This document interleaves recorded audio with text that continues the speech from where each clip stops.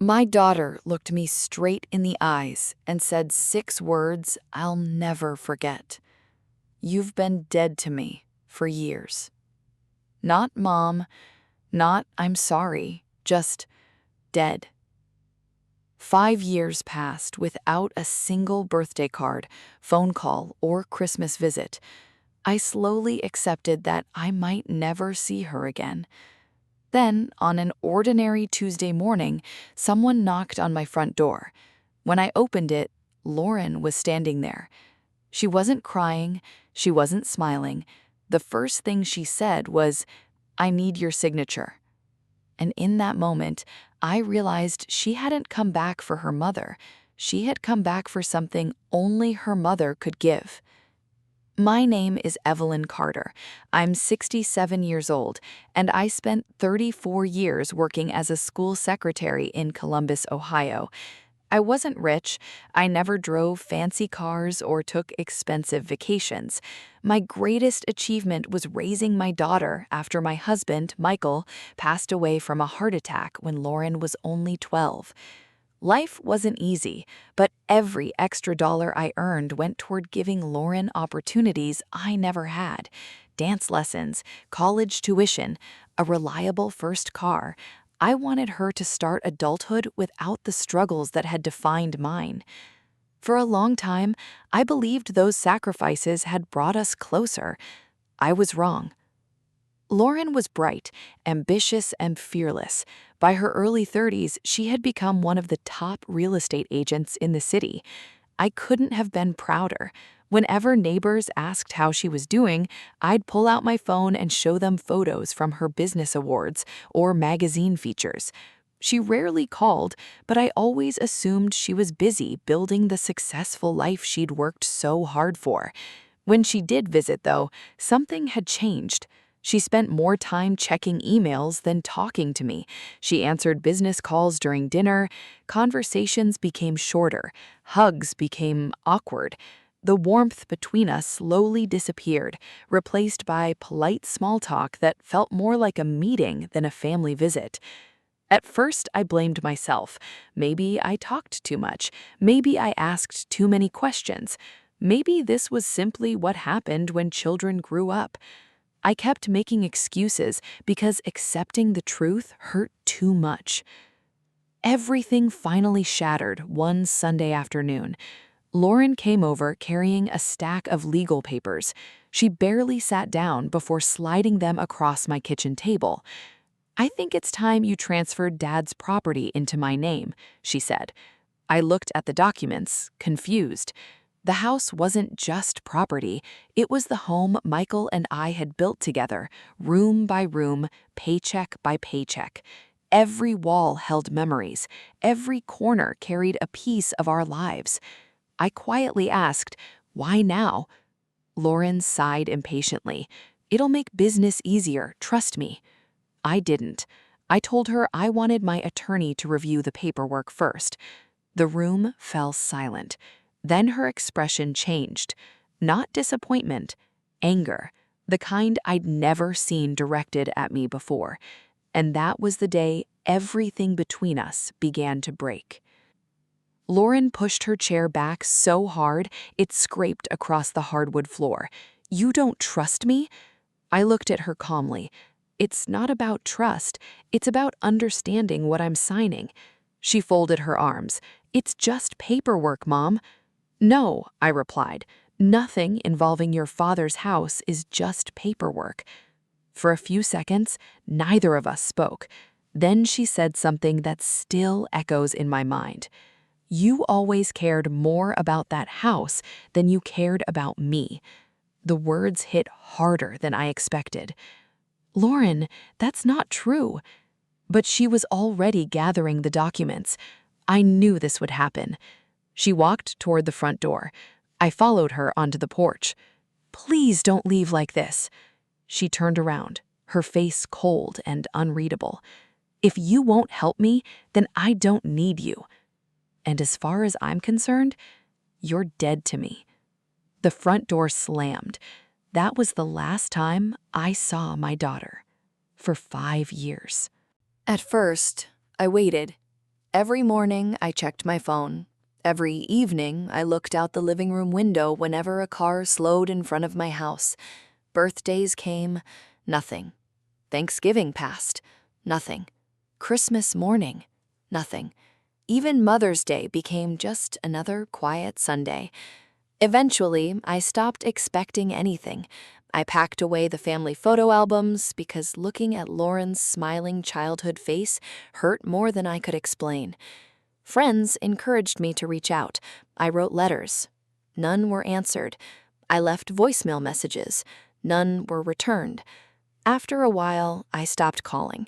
Not because I stopped loving my daughter, but because love shouldn't require begging to be acknowledged. Slowly, I rebuilt my life. I joined the local book club. I volunteered twice a week at the community food pantry. I planted roses in the backyard, something Michael had always wanted us to do. For the first time in years, the house felt peaceful instead of lonely. I even became friends with my neighbor, Grace, a retired nurse who never let me spend a holiday alone. She once asked me, "Do you think Lauren will ever come back?" I smiled sadly. I hope she finds happiness. Grace looked surprised. That's not what I asked. I stared out at the garden. I stopped waiting for apologies a long time ago. Then, one rainy Tuesday morning, my phone rang. The screen showed an unfamiliar number. Normally, I would have ignored it. Something told me not to. "Hello?" There was silence. Then I heard a voice I hadn't heard in 5 years. "Mom?" My heart froze. Lauren sounded older, more tired. For one impossible second, I imagined she was calling to say she'd missed me. Instead, she cleared her throat. "I need to talk to you." I waited. "It has to do with Dad's property." Not, "How are you?" Not, "I'm sorry." Not, "I've missed you." Just the property. I quietly replied, "If that's the only reason you're calling, then we have very little to talk about." Before she could answer, I ended the call. I sat in silence, staring at the phone in my hand. 5 years, and the first words she'd spoken to me were about paperwork. I thought that would be the end of it. I couldn't have been more wrong. 2 days after I hung up the phone, someone knocked on my front door. I already knew who it was before I looked through the window. Lauren stood on the porch wearing an expensive navy coat, holding a leather folder tightly against her chest. For a moment, I saw the little girl who used to run home from school, excited to tell me about her day. Then reality returned. I opened the door. Neither of us spoke. Finally, she broke the silence. "I just need 5 minutes." I stepped aside. "Come in." She sat at the same kitchen table where our relationship had fallen apart 5 years earlier. Without looking at me, she opened the folder. "I need your signature on these documents." I didn't touch them. "What are they?" She hesitated. "It's a property transfer." "Why?" She took a deep breath. "A developer wants to buy several adjoining properties, including Dad's land. The project is worth millions. If I can't complete the purchase by next month, the entire deal falls apart." I looked directly into her eyes. "So, after 5 years of silence, this is why you're here?" She looked away. "It's not like that. It feels exactly like that." The next morning, I met with my attorney, Daniel Brooks. He carefully reviewed every page. After nearly 20 minutes, he removed his glasses and sighed. "Evelyn, if you sign these documents exactly as written, you'll permanently surrender every ownership right to the property." I nodded. I expected as much. Daniel continued, "There's something else." He pulled another file from his cabinet. "Your late husband updated his estate plan 6 months before he passed." I frowned. "I've never seen that." because it wasn't meant to take effect unless someone attempted to pressure you into transferring ownership. I stared at him. What are you saying? He slid the document across the desk.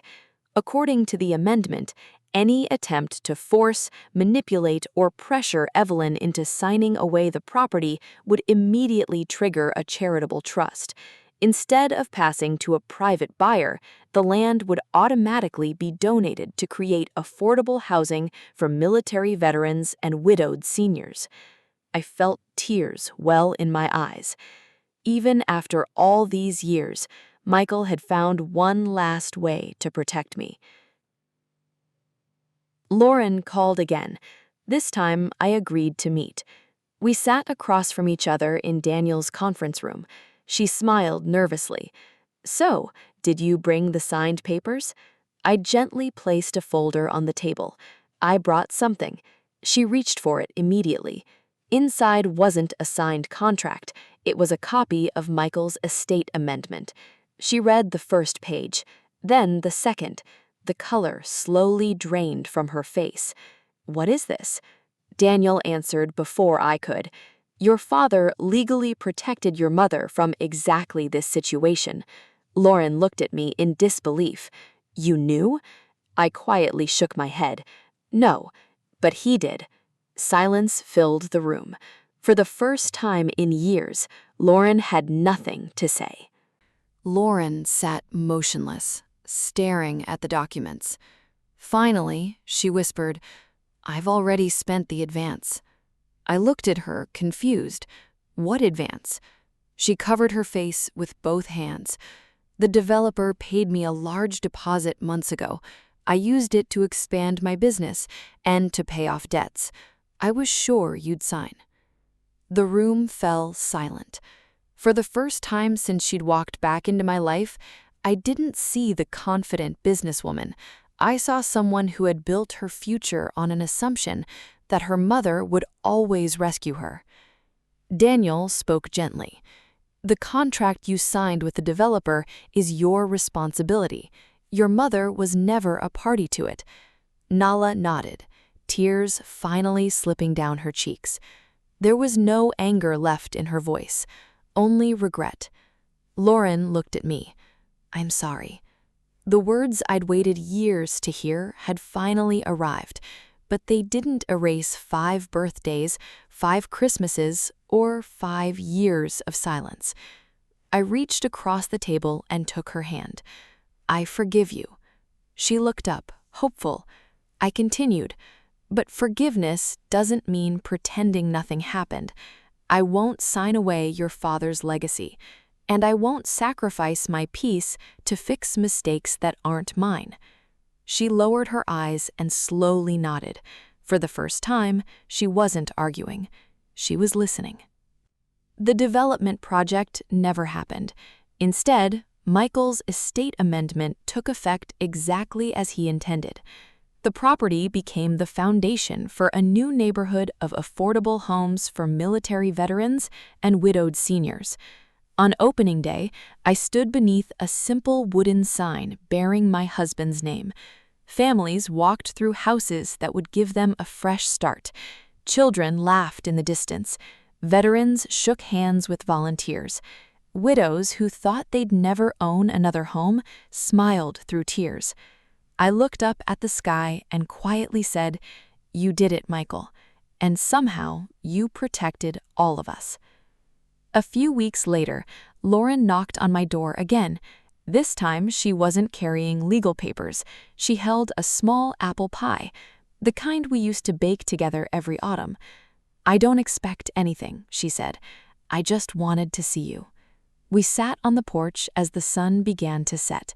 We talked about ordinary things, the weather, her work, the flowers in my garden. There were long pauses, but they no longer felt empty. Healing wasn't instant. Trust wasn't magically restored. Those things would take time.